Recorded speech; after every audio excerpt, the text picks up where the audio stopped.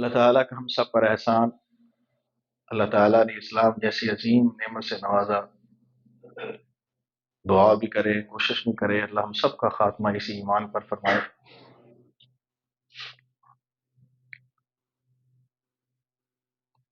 کل بنی آدم خطاؤن وخیر الخطائین التوابون۔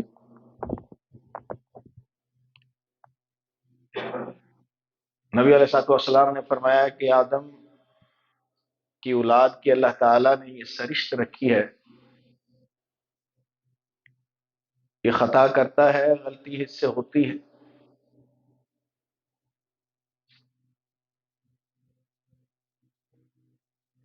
بھول جاتا ہے، اور اگر احساس ہونے پر، یاد آنے پر واپس لوٹ آتا ہے تو اس کی اللہ کے ہاں غلطی ایسے ہی ہے جیسے اس نے غلطی کی ہی نہیں۔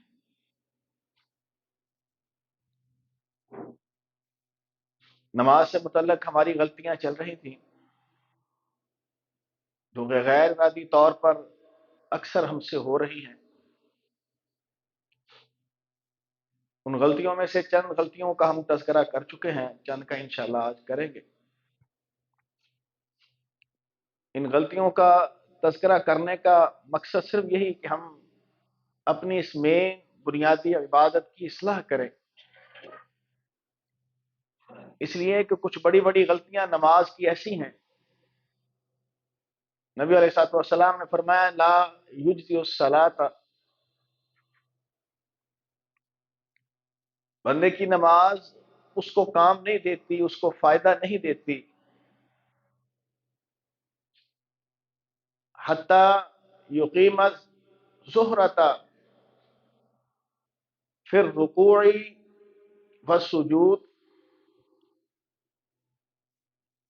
یہاں تک کہ رکوع اور سجدے میں اس نے اپنی کمر کو سیدھا رکھا۔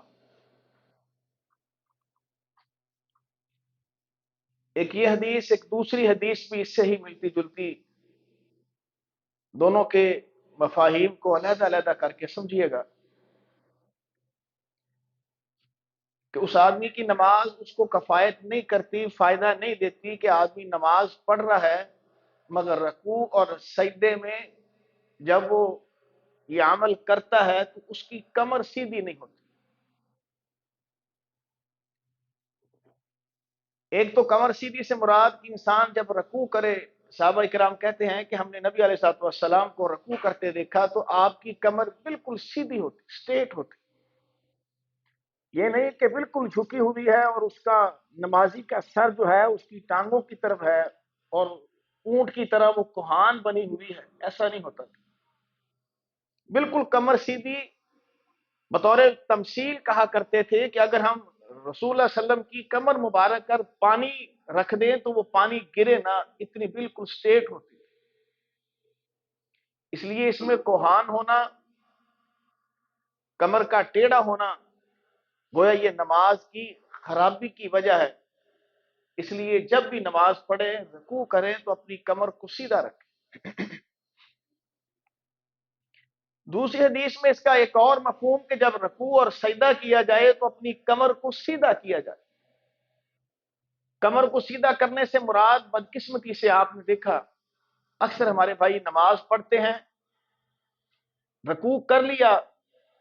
کمر پیٹھ ان کی بالکل سیدھی رہی، رکوع سے اٹھتے ہی فوری طور پر وہ سجدے میں چلے گئے، یعنی ابھی کمر سیدھی ہوئی نہیں ہے، حدیث کے مطابق کمر سیدھی نہیں ہوئی اور فوری طور پر وہ سجدے میں چلا گیا، اور اسی طرح ایک سجدہ اس نے کیا ہے، ایک سجدہ کر کے اٹھ کے بیٹھا ہے، بیٹھ کر ابھی کمر سیدھی نہیں ہوئی، فوری طور پر دوسرے سجدے کے لیے چلا گیا، دوسرا سجدہ کر کے اٹھ کے ابھی بیٹھا ہی نہیں ہے اور اسی حالت میں جلسہ استراحت کیے بغیر، بیٹھے بغیر، کمر سیدھی کیے بغیر سیدھا کھڑا ہو گیا، گویا اس کی کمر سیدھی نہیں ہوئی اور اس نے رکوع سے سجدے میں جانا شروع کر دیا، کمر ابھی بالکل سیدھی نہیں ہوئی، صحیح طرح بیٹھا نہیں، دوسرے سجدے کے لیے چلا گیا، کمر ابھی سیدھی نہیں ہوئی، صحیح بیٹھا نہیں، تو اٹھ کر فوری طور پر وہ قیام کے لیے کھڑا ہوا، یہ دونوں حالتیں غلط ہیں۔ تو نبی علیہ الصلوۃ والسلام نے اس کی طرف توجہ دلا کر ڈرایا ایمان والوں کو، صحابہ کرام کو، کہیں تمہاری نمازیں ایسا نہ ہو کہ تمہیں فائدہ نہ دے اور تم اس روٹین کے ساتھ کہ تمہاری کمر سیدھی نہ ہو، رکوع اور سجود میں اسی طرح پڑھتے رہو، تمہاری نمازیں تمہیں فائدہ نہیں دیں گی۔ اس لیے اپنی اس غلطی کی اصلاح کیجئے۔ اگر تو جلدی جلدی نماز پڑھتے ہوئے ہماری کمر سیدھی نہیں ہوتی، جلد بازی ہم کرتے ہیں، میں نے آپ کو پہلے بھی اس کی طرف اشارہ کیا تھا، اس کو نماز کا چور اللہ کے نبی نے فرمایا کہ یہ ساری کچھ صلاح ہے، نماز کا چور ہے کہ جس آدمی نے نماز میں اس کے ارکان کی ادائیگی ہی نہ ٹھیک کی، رکوع سجدہ کرتے وقت اس کی کمر ہی نہ سیدھی ہو، اتنی اس کو جلدی ہے، اتنی جلد بازی کرتا ہے کہ کمر سیدھی کیے بغیر وہ یہ اعمال کر رہا ہے، اس کی نماز کی قبولیت میں خطرہ ہے، اس کو اپنی نماز کی اصلاح کرنی چاہیے۔ میں اور آپ دیکھ لیجئے، دائیں بائیں اپنے آپ کو دیکھ لیجئے، بعض مرتبہ یہ بدترین کیفیت ہمیں خصوصی طور پر نوافل میں، تراویح میں نظر آتی ہے۔ یہ پڑھنے والا جو قرآن پڑھ رہا ہے، اس کے قرآن پڑھنے کی بھی سمجھ نہیں آ رہی کہ یہ بیچارہ قرآن کیا پڑھ رہا ہے، اتنی سپیڈ کے ساتھ، اتنی تیزی کے ساتھ پڑھ رہا ہے۔ پھر بعض علاقوں کے آپ حضرات نے وہ کلپ بھی دیکھے ہوں گے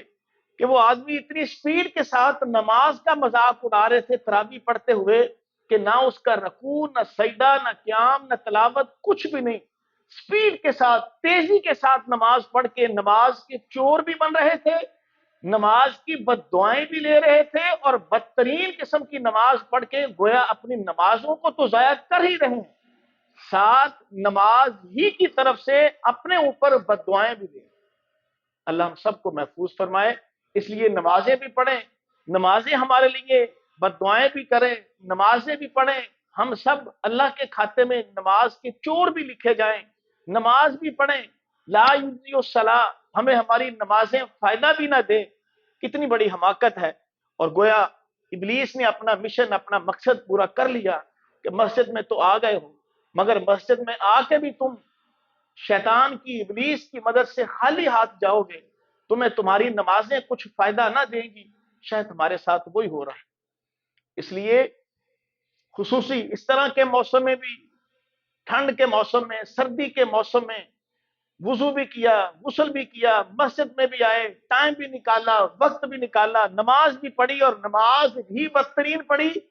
کتنی بڑی حماقت ہے، کتنی بڑی جہالت ہے کہ ہم ابلیس کو راضی کرنے کے لیے نبی علیہ الصلوۃ والسلام کی وہ ساری چیزیں، وہ سارے آداب جو نماز کے ہیں، اس کو سامنے نہ رکھتے ہوئے گنہگار بھی ہو رہے اور اپنی نمازوں کو ضائع بھی کر رہے۔ اللہ ہم سب کو محفوظ فرمائے۔ نبی علیہ الصلوۃ والسلام نے فرمایا، آدمی مسجد میں آتا ہے، نماز پڑھتا ہے، وَيَقُولُونَ يَفْعَلُونَ، اور جو وہ کہہ رہا ہے وہ اس سے باخبر بھی ہے۔ مسجد میں آیا، نماز پڑھی، اور نماز ایسی پڑھی کہ اس کو خبر ہے اس نے کیا پڑھا ہے، تو فرمایا اس آدمی کی نماز ایسی ہے کہ یہ نماز پڑھ کے جب فارغ ہوتا ہے، اللہ تعالیٰ اس کے نامہ اعمال سے سارے کے سارے گناہوں کو معاف فرما دیتے ہیں۔ بعض کے کہنے کے مطابق تو حتیٰ کہ اگر کبیرہ گناہ بھی ہیں وہ بھی سارے معاف ہو جاتے ہیں۔ گویا چھوٹی سی ایک شرط رکھی ہے، نماز پڑھے اور نماز پڑھتے وقت نمازی کو پتہ ہو میں کیا پڑھ رہا ہوں۔ ناراض نہ ہوئیے گا، 100% مسلمانوں کی نمازیں ایسی نہیں، 100%، میں 99 بھی نہیں کہہ رہا، 100% نمازیں ایسی سے مراد اس حدیث سے مفہوم اس کا یہ ہے کہ آدمی نماز پڑھے، اس کو خبر ہو کہ وہ کیا کہہ رہا ہے۔ ہمیں نہیں خبر ہوتی، الا ماشاءاللہ جس کو اللہ نے توفیق دی ہو۔ اللہ اکبر کہا ہے، نماز میں داخل ہوئے ہیں، ہمیں نہیں پتا اللہ اکبر کا کیا مفہوم ہے۔ بسم اللہ پڑھی ہے، سبحانک اللہم و بحمدک و تبارک اسمک اللہم باعد بینی و بین خطایا، جو بھی کسی نے پڑھا ہے اس کا کیا ترجمہ ہے، کیا مفہوم ہے، ہمیں کیا خبر۔ ہمارے لیے تو اتنی ضروری نہیں ہے۔ ہاں، میں اسکول، کالج، یونیورسٹی میں یا اپنے آفس میں ہوتا، کوئی انگلش کی بھی کوئی لائن ہوتی، انگلش کا کوئی پیرا ہوتا، مجھے اس کا بھی ترجمہ آنا تھا، نماز میں جو آتا ہے اس کے ترجمے کی ضرورت کیا ہے؟ ہمیں کیا خبر الحمدللہ رب العالمین ایاک نعبد و ایاک نستعین اہدنا، کیا مطلب اس کا؟ کوئی خبر نہیں۔ جب ہم نماز پڑھ رہے ہیں اور نماز میں پڑھی جانے والی چیزوں سے ہی بے خبر ہیں، تو حدیث تو فضیلت اس آدمی کو دے رہی ہے یقولون و یفعلون، وہ جو کہہ رہا ہے اس کو خبر ہے۔ ہاں میں کہہ رہا ہوں اللہم اہدنا الصراط المستقیم، یا اللہ مجھے پتا ہے ہدایت تیرے ہاتھ میں ہے، اے اللہ مجھے ہدایت کے راستے پر۔ الحمدللہ رب العالمین، مجھے خبر ہے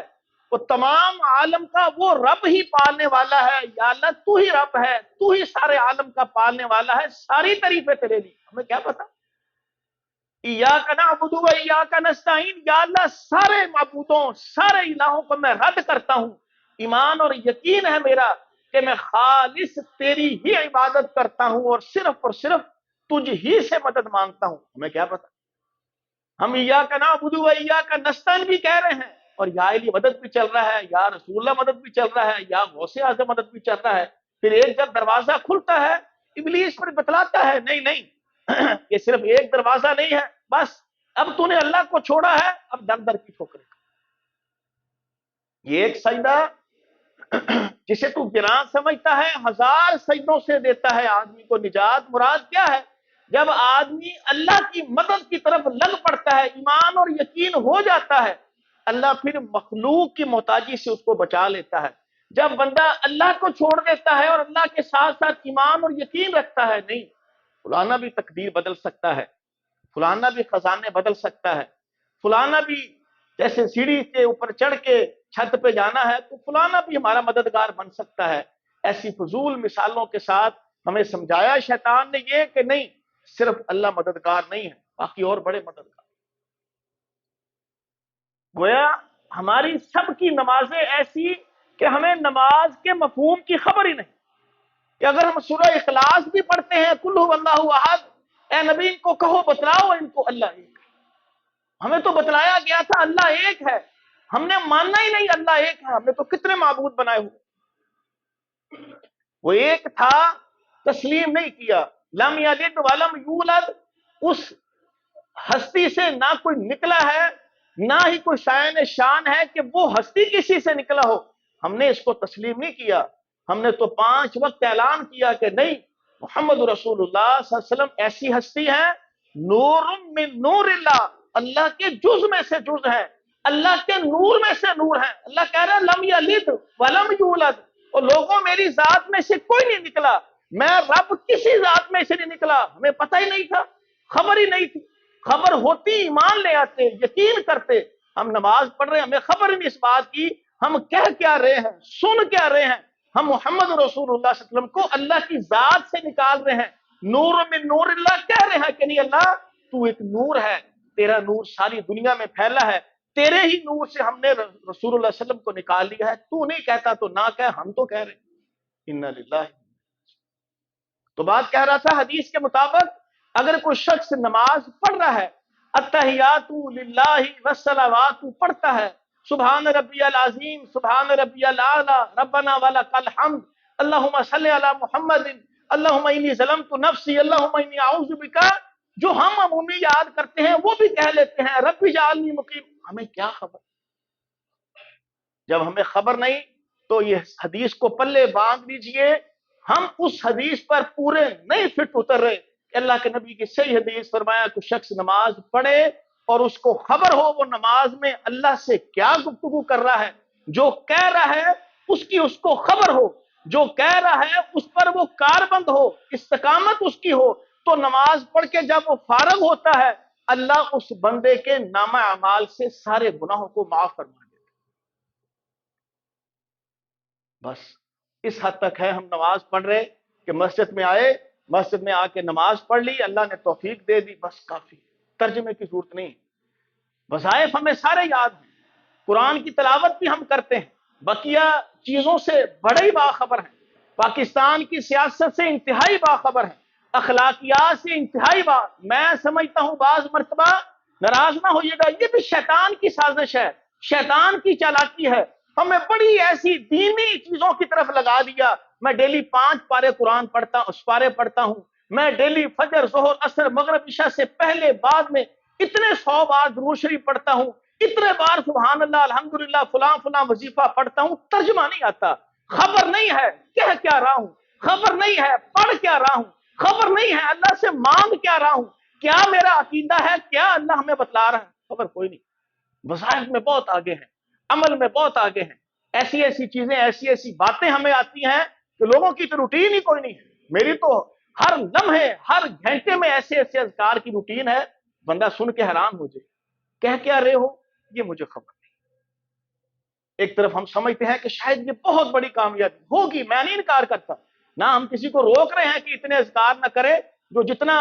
اللہ سے قرب رکھتا ہے، اذکار تسبیحات کرتا ہے، اللہ کے اتنا قریب ہوتا ہے، مگر اس حدیث کے مفہوم کو سمجھیے، ہمیں پتہ بھی تو ہونا ہم کہہ کیا رہے ہیں۔ مجھے کیا پتا استغفر اللہ کا مفہوم کیا ہے، مجھے کیا پتا سبحان اللہ کا ترجمہ کیا ہے، ہاں اس کی گہرائی، اس کا ترجمہ جو میں یقولون میرے منہ سے جملہ نکل رہا ہے، میں اس کے مفہوم سے باخبر ہوں، مفہوم کو جانتا ہوں، پھر بلے بلے الحمدللہ اللہ کا شکر ادا کیجئے ہمیں سب کی خبر۔ میں تو اکثر جنازہ پڑھاتا ہوں، لوگوں کو وہاں بھی کہتا ہوں خدایا جنازے کی دعائیں یاد کریں، اور یاد کر کے ساتھ ترجمے کے ساتھ یاد کریں، اور چیلنج کے ساتھ آپ حضرات کو بھی کہتا ہوں میری اور آپ کی جیسی بھی نماز ہے، اب نماز کے ترجمے کے ساتھ نماز کو یاد کیجئے، نماز کو دہرائیے، ترجمے کے ساتھ یاد کیجئے، 2 دن لگے، 4 دن لگے، ہفتہ لگے، 2 ہفتے لگے، مہینہ لگے، واللہ گارنٹی سے کہتا ہوں بغیر مفہوم سمجھے ترجمہ سمجھے پڑھی ہوئی نماز، اور جس میں آپ نے ترجمے کو سامنے رکھا، واللہ آپ خود مانیں گے ہاں آج نماز کا مزہ، آج نماز کا حق ادا ہوا ہے، آج مجھے خبر ہے میں اللہ سے کیا گفتگو کر رہا ہوں، آج مجھے پتا چلا ہے میں اللہ کی تعریفات کر رہا ہوں۔ جب ہمیں نماز کے ترجمے کا ہی نہیں پتا، مفہوم کا ہی نہیں پتا، بات کا ہی نہیں پتا، کیا آپ کسی سے بات کریں؟ آپ کسی کے سامنے بیٹھے ہیں، آپ اس کی زبان سے بے خبر ہیں، آپ کیا اس سے گفتگو کریں گے، کیا اس سے گزارشیں کریں گے؟ اللہ سے کہتے ہیں کہ یا اللہ مجھے رزق دے، تو آپ کو پتہ بھی تو ہو نا میں رزق مانگ رہا ہوں، یا اللہ میری پریشانی دور کر، ہمیں پتہ بھی تو ہو ہم اللہ سے کہہ رہے ہیں یا اللہ پریشانی دور کر، یا اللہ میں بیمار ہوں، ہمیں پتہ بھی تو ہو نا میں جو الفاظ کہہ رہا ہوں اس کا ترجمہ مفہوم یہ ہے کہ میں اللہ سے بیماری سے شفا مانگ رہا ہوں، خبر ہی نہیں، پتہ ہی نہیں۔ اور اگر نہیں پتا تو پھر آپ بھی پلے باندھ لیجیے اللہ کے نبی کی یہ حدیث کہ اس آدمی کی نماز کا اس کو قطعی وہ فائدہ نہیں ہو رہا، یا وہ نماز کا وہ حق ادا نہیں کر رہا، جو آدمی نماز کو جانتا ہے میں کیا اس میں پڑھ رہا ہوں، باخبر ہے، اور اس کو سامنے رکھتے ہوئے وہ اللہ سے اس انداز کی گفتگو کرتا ہے۔ اب صحابہ کرام اور اللہ کے نبی کی آپ سیرت کیا سنتے ہیں؟ بعض صحابہ کے بارے میں آتا ہے ان تعذبهم فانهم عبادك وان تغفر لهم فانك انت العزیز الحکیم۔ یہ آیت پڑھتے اتنا روتے کہ صحابہ کرام کی ہچکیاں بن جاتی، اس کو پڑھتے ہی رہتے، کئی گھنٹے ہم اپنے حساب سے کہیں اس لمبے قیام میں اسی آیت کو بار بار پڑھتے، ان تعذبهم فانهم عبادك، یا اللہ اگر تو ان بندوں کو میرے سمیت سب ایمان والوں کو تو سزا دے گا تو یا اللہ ہے تو تیرے بندے ہی نا، ان کو معاف کر دے، یا اللہ تو غفور الرحیم ہے معاف کرنے۔ جن کو پتہ ہے ان کی ہچکی بندے گی۔ صحابہ کرام پڑھتے تھے، پیچھے سے صحابہ کرام بذات خود نبی علیہ السلام کے ساتھ نماز پڑھتے، رسول اللہ صلی اللہ علیہ وسلم کی ہچکی بنتی، صحابہ کہتے ہم آپ کی تلاوت کو سنتے جیسے ہنڈیاں ابلتی ہے، بلبلوں کی آوازیں آتی ہیں، یعنی جیسے کوئی بندہ اپنے رونے کو، اپنی ہچکی کو، اپنی چیخ کو، اپنے رونے کو روکتا ہے، ہم اللہ کے نبی کی زبان مبارک سے سینے سے ایسی آوازیں سنتے تھے۔ کیوں سنتے تھے؟ ان کو خبر تھی میں اللہ سے کیا گفتگو کرنا۔ یہاں تو یہ ہے اگر کوئی مولوی بیچارہ جہنم کی بات کر رہا ہے تو نیچے سے سبحان اللہ کی آواز آتی ہے، اس کو خبر ہی نہیں ہے، وہ بھائی وہ جہنم کی آیتیں پڑھ رہا ہے، سبحان اللہ، وہ بھائی وہ تو عذاب قبر کی باتیں کر رہا ہے، سبحان اللہ۔ وجہ کیا؟ کسی کو شوق نہیں، ذوق نہیں، توجہ نہیں، اہتمام نہیں، پتہ ہی نہیں کہ مولوی صاحب کیا پڑھ رہے ہیں، پتہ ہی نہیں کہ قرآن کیا پڑھ رہے ہیں۔ اس لیے تو لمبا تھوڑا سا قاری صاحب قیام کروا دیں ہم سب کو تکلیف ہونی شروع ہو جاتی، ہم سب کے پاؤں تھک جاتے ہیں، ہم سب پریشان ہو جاتے ہیں، اتنی لمبی نماز، اتنا لمبا قیام، کیا ہو گیا قاری صاحب کو آج؟ وجہ ہمیں پتہ ہی نہیں وہ کیا پڑھ رہا ہے، ہمیں پتہ ہی نہیں وہ کیا اللہ سے گفتگو ہماری کروا رہا ہے، خبر ہو ہم بھی کہیں ہاں اس کو نماز لمبی کروانی چاہیے، بدقسمتی سے، میں تو بدقسمتی کہوں گا، بدقسمتی سے ہمیں ترجمے کا، مفہوم کا نشہ نہیں لگا، آواز کا نشہ لگ گیا۔ ہاں، قرآن کتنا پیارا، وہ بھائی کہہ کی رہا ہے کوئی پتہ، آواز بڑی خوبصورت ہے، گردنیں ہل رہی ہیں، سبحان اللہ ہو رہا ہے، لوگ جھوم رہے ہیں، وہ کہہ کیا رہا ہے کوئی خبر، بس آواز بڑی خوبصورت۔ وہ بھائی مانا خوبصورت آواز میں بھی جادو ہے، ہمیں بھی تو پتا ہو نا قاری صاحب کیا کہہ رہے ہیں۔ مصر سے قاری بلوا لیا، سعودیہ سے قاری بلوا لیا، فلانے شہر سے بلوا لیا، وہ کہہ کیا رہا ہے، تمہیں کیا سنا رہا ہے وہ؟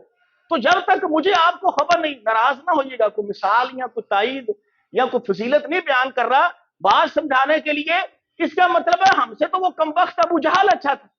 چھپ چھپ کے اللہ کے نبی کا قرآن سنتا تھا، چھپ چھپ کے قرآن سن کے 3 بار سرداران قریش کی آپس میں ملاقات ہوئی، ابو جہل کے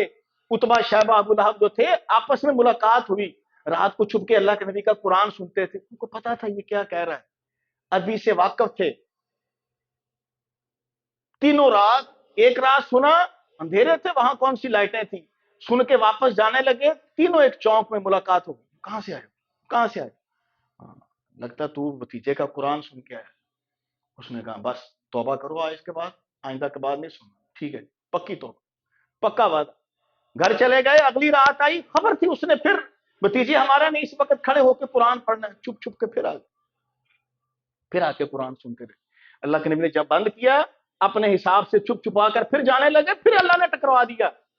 پھر آپس میں وعدہ کیا نہیں آنا، تیسرے دن پھر آ گئے، پھر اللہ نے ٹکرا دیا، پھر توبہ طائب ہوئے، گھر چلے گئے۔ ابو جہل کا بھتیجا بھی پیچھے چلا گیا، اس نے کہا چاچا صحیح بات بتا ہے کیا؟ اس نے کہا صحیح بات پوچھنی ہے تو یہی ہے، یہ نبی سچا ہے، تو ہمیں کیا تکلیف؟ اس نے کہا بات اصل میں یہ ہے،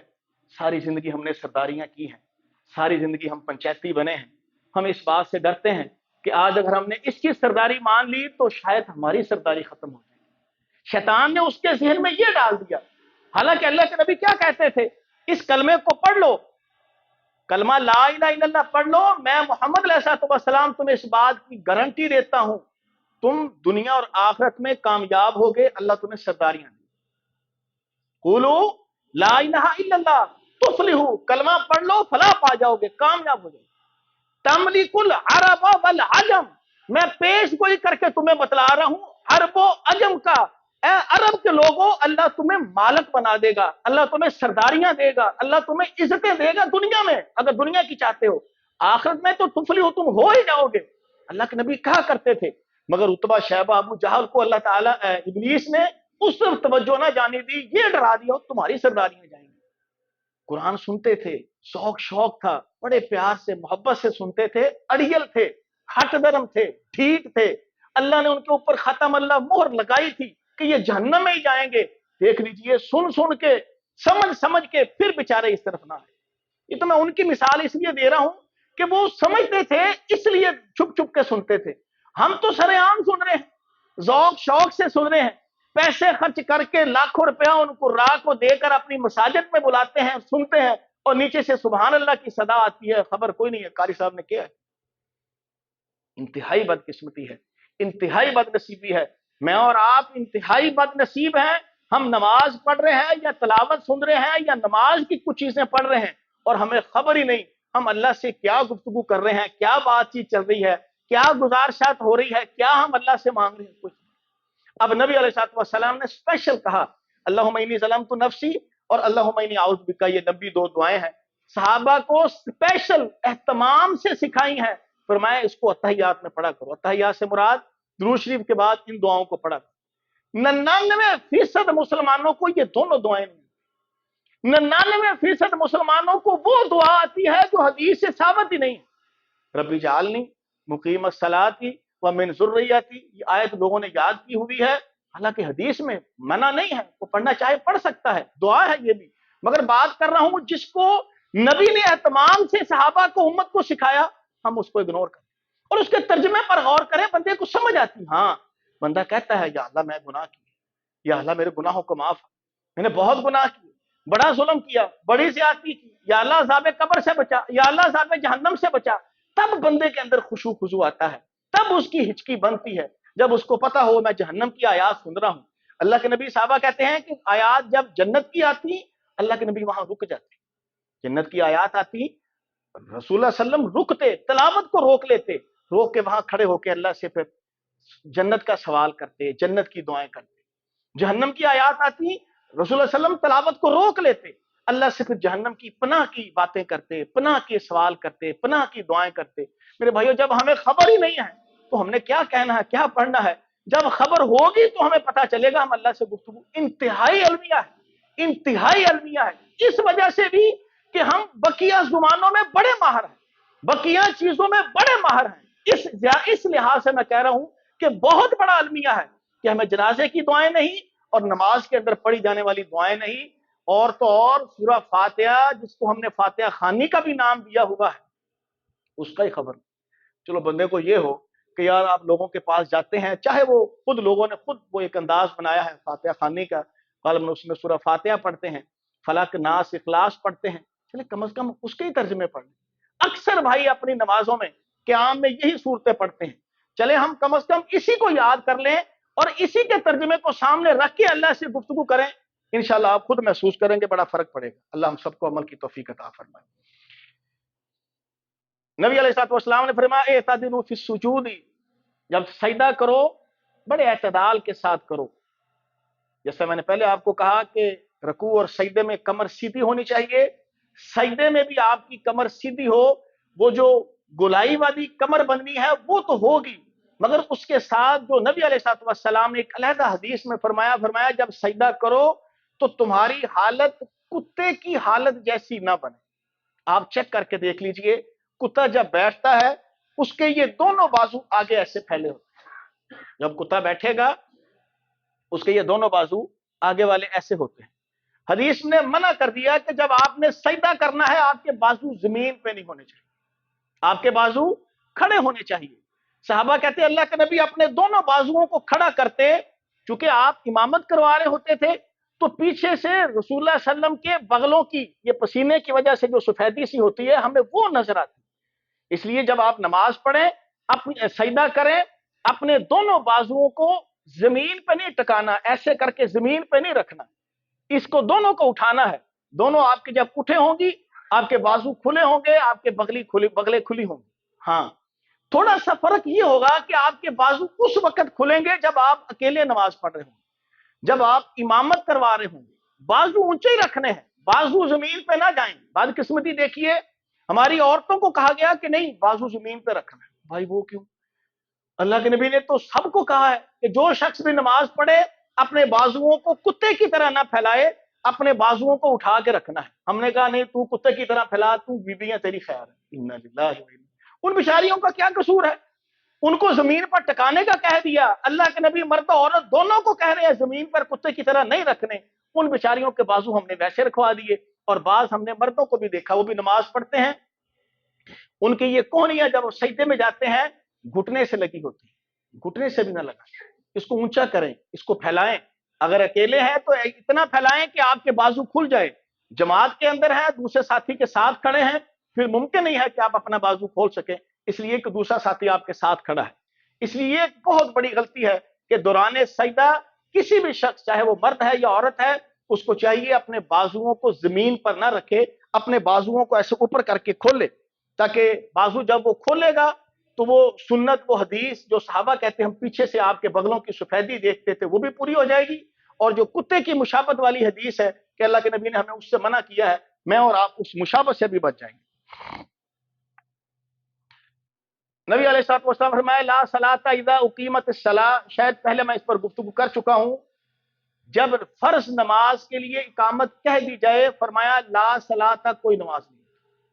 نماز ہی کوئی. حدیث نے وضاحت کر دی فرض نماز کھڑی ہے آپ پیچھے آ کے کچھ نہیں پڑھ سکتے. جب نماز کھڑی ہو گئی سمجھ لیجئے باقی ساری نمازیں ختم ہو گئی. اب آپ نے فرض نماز کو اہمیت دینی ہے, فرض کو ترجیح دینی ہے. رسول اللہ صلی اللہ علیہ وسلم کی زندگی میں ایک صحابی آئے, انہوں نے آ کر فجر کی نماز پڑھی, سائڈ پہ کھڑے ہو کے پہلی 2 سنتیں ادا کی. اللہ کے نبی کو محسوس ہو گیا. سنتیں ادا کرنے کے بعد وہ ساتھی صف میں آ گئے, صف میں آنے کے بعد آپ کے ساتھ جماعت کے ساتھ نماز پڑھی, سلام پھیرا, آپ نے اس کو بلایا, کہا ادھر آؤ, آ گیا. فرمایا تم نے فرض نماز کون سی پڑھی ہے, ہمارے ساتھ والی کہ اکیلے والی؟ तुम्हारी फर्ज नमाज कौन सी हुई है, किसको तूने बनाया है? इसलिए कि जब फर्ज नमाज खड़ी थी उस वक्त तो कोई और नमाज नहीं हो सकती, तू पीछे खड़ा क्या पढ़ता रहा? उसने कहा जी मैं सुन्नतें पढ़ता रहा। कहा नहीं, जब फर्ज नमाज के लिए इकामत कह दी जाए ना सलाता को नमाज होती नहीं है। अक्सर हमारे भाई ये फजर के वक्त गलती कर लेते हैं, अक्सर हमारे भाई ये जोहर के वक्त गलती कर लेते हैं। गलती ना करें, फर्ज की अहमियत जो है वो सुन्नत और नवाफल की नहीं है। जब भी, जहां भी, जिस हालत में भी है, अगर आपको अंदाजा है कि मैं तकबीर उला से पहले पहले सलाम फेर के मिल सकता हूं, अत्तहियात में बैठे हैं, दुरूद शरीफ पढ़ रहे हैं, एक आध दुआ रहती है, फिर तो ठीक है, आप अपनी नमाज को पूरा कर लें। जब आपको ये महसूस हो मैं क़याम में हूं, रुकू में हूं, या दुआएं मैं लंबी पढ़ता हूं और मेरी तकबीर उला किसको कहते हैं? इमाम कहे अल्लाह अकबर, उसके साथ ही पीछे पीछे आप भी कह देंगे अल्लाह अकबर, ये तकबीर उला है। अल्लाह के नबी ने फरमाया जिसको तकबीर उला का सवाब पता चल जाए वो लंगड़ा लूला भी हो अपने आप को घसीट कर लाए और तकबीर उला में शामिल, इतना अजर है। गोया इसका भी अजर बताया नहीं, इसका अजर कितना है, कहा इतना लूला लंगड़ा भी हो तो वो आए, इतना ज्यादा उसका सवाब। इसलिए कोशिश करें जो गलतियों की निशानदेही की हैं अपनी इस्लाह करें, ताकि ये टूटी फूटी नमाजें जो अल्लाह की तौफीक से हम पढ़ रहे हैं अल्लाह इसको कबूल फरमाए। सुभान रब्बिका रब्बिल इज्जति अम्मा यसिफून व सलामुन अलल मुरसलीन वल्हम्दुलिल्लाह।